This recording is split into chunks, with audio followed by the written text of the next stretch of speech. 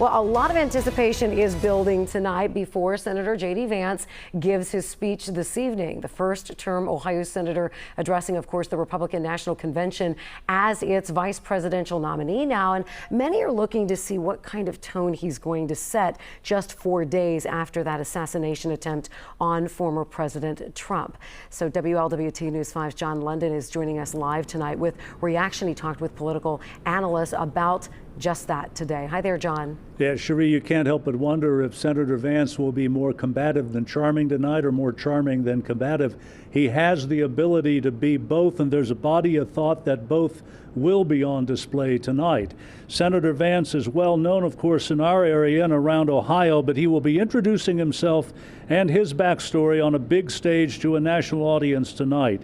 He is Donald Trump's choice for this role as running mate. The Trump campaign counting on Vance to connect with the blue-collar Rust Belt he comes from and give the Republican ticket a distinct edge in key battleground states.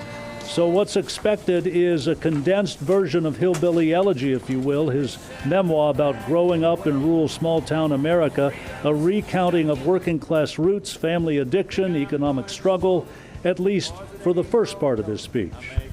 And then I think we'll see a sort of turn, that there'll be a shift to sort of going more on the attack towards the Democrats.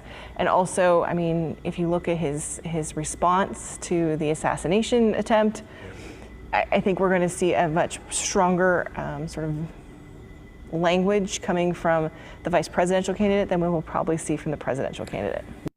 And there will be people listening tonight to see if Vance doubles down on his tweet that Democratic rhetoric led directly to the attempted assassination of President Trump. To this moment, investigators have not found any political or ideological motivation on the part of the shooter.